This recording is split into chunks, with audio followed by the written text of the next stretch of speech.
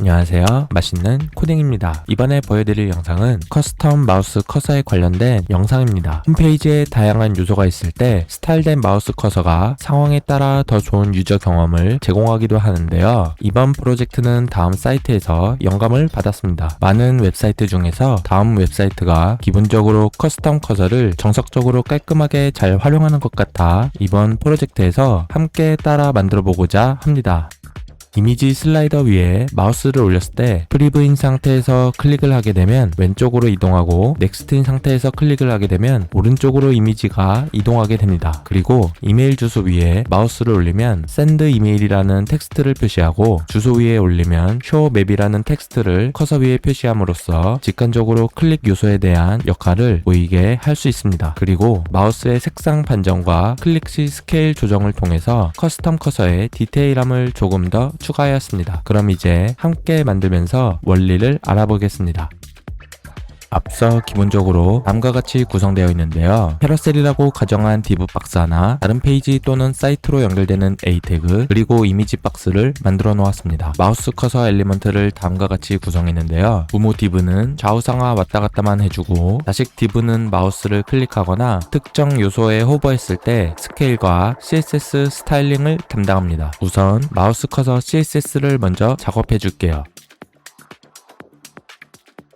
will change 속성으로 CSS 3D 속성을 사용 시 계산을 GPU를 통해 하며 이점을 얻을 수 있는데요. 설명하기엔 내용이 길어 자세한 설명은 생략하겠습니다.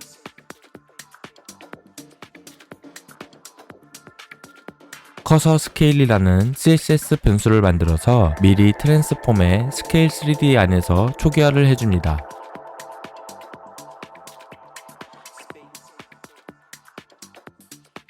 마우스 커서 내 글자를 담당하는 부분은 자식 div의 애프터 가상 요소에서 처리해줍니다. 그리고 이제 자바스크립트로 넘어오겠습니다. 마우스 커서의 부모 div와 자식 div를 다음과 같이 가져오고 마우스 이벤트 핸들러 중에서 움직일 때 로직을 처리할 마우스 무브, 클릭했을 때 커서의 스케일을 조절해주는 마우스 다운과 마우스 업을 전역으로 선언해줍니다.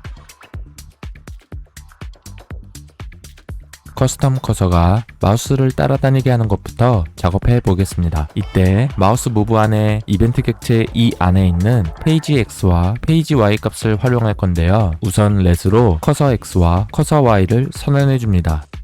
다음과 같이 페이지 X와 페이지 Y를 단순히 대입하게 되면 이 빨간 박스처럼 마우스 위치부터 그려지게 되는데 다음처럼 부모 div의 가로 길이 절반과 세로 길이 절반만큼 빼주게 되면 마우스 끝 지점의 커스텀 커서를 위치시킬 수 있습니다.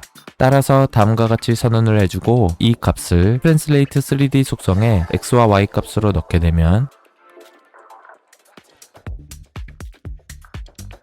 다음처럼 마우스를 따라 잘 움직이는 걸 확인할 수 있습니다. 처음 화면 로드 시 마우스 커서는 보이지 않게 하기 위해서 CSS에서 Translate 3D에 X와 Y를 마이너스로 줍니다.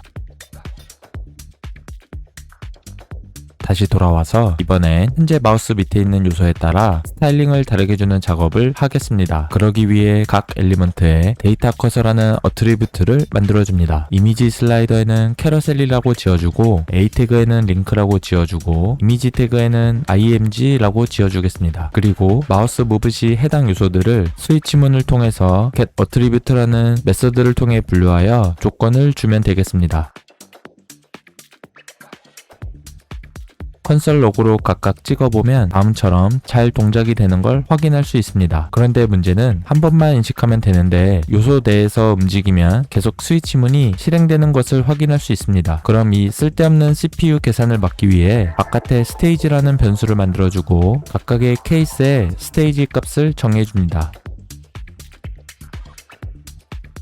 그리고 각 케이스 상단에 다음처럼 조건을 줘서 연산이 중복되는 것을 방지시켜줍니다.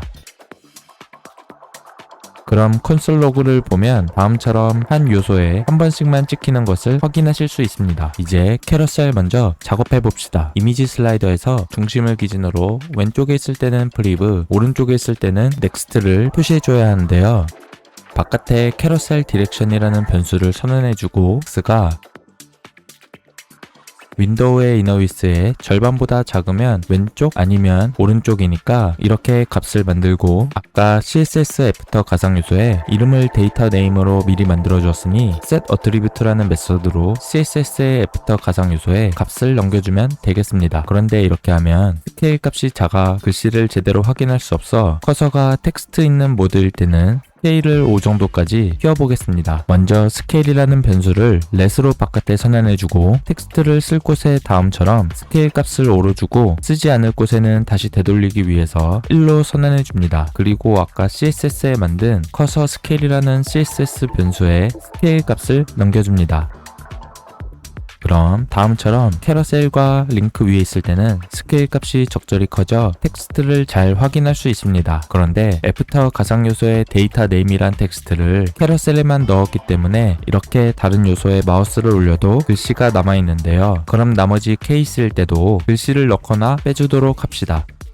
우선 나머지 경우에 모두 set attribute로 데이터 네임에 공백을 전달하게 되면 다음처럼 캐러셀일 때만 텍스트가 보이게 작업이 되었습니다. 이제 각 A 태그에 다른 텍스트를 애프터 가상 요소에 전달하기 위해서 각 A 태그에 데이터 네임이라는 어트리뷰트를 만들고 각각의 원하는 텍스트를 넣어줍니다. 그리고 set 어트리뷰트의 공백 대신 현재 타겟의 데이터 네임 속성을 애프터 가상 요소에 전달해줍니다. 그러면 이렇게 텍스트도 잘 작업이 된 것 같네요. 이제 간단한 추가 작업만 하면 되겠습니다. 먼저 마우스를 눌렀을 때 스케일을 0.8배 정도로 줄이고 떼었을 땐 다시 현재 사이즈로 돌리면 되는데, 그러면 마우스 다운일 때는 현재 스케일 값에서 0.8을 곱하면 되고, 마우스 업일 때는 현재 스케일 값이 0.8이 곱해져 있으니까 다시 1.25를 곱하면 현재 스케일 값이 됩니다. 그리고 스케일 값을 CSS의 커서 스케일이라는 변수에 전달을 해줍니다. 마우스를 누르면 작아졌다, 떼면 커지는 작업도 간단하게 만들어졌습니다. 마지막으로 색상 반전을 작업하면 되는데요. 부모 div에 우선 믹스 블렌드 모드를 디퍼런스라고 선언을 해주고 자식 div의 배경 색상을 흰색으로 해줍니다. 그럼 이렇게 배경 색상에 반대되는 색으로 반전 효과가 잘 만들어진 것 같은데, 텍스트 모드인 경우에는 텍스트가 이 효과에 미쳐 보이지 않고 있습니다. 따라서 커서 텍스트 모드라는 CSS 클래스를 만들어서 텍스트 모드일 때는 텍스트가 잘 보이게 해줍니다. 그리고 스위치문 안에서도 텍스트가 있는 곳에서는 클래스를 다음처럼 요소에 동적으로 넣어주고, 텍스트가 있지 않는 곳에서는 공백으로 넣어 클래스를 없애주도록 합니다. 자, 그럼 이렇게 해서 커스텀 마우스 커서의 데모 버전이 완성이 되었습니다. 이 스위치 케이스문을 응용해서 여러분들이 원하는 스타일로 응용을 하시면 되겠습니다. 오늘 튜토리얼도 유익하셨다면 구독과 좋아요 부탁드리면서 오늘 영상은 여기서 마무리하도록 하겠습니다. 오늘도 좋은 하루 되세요.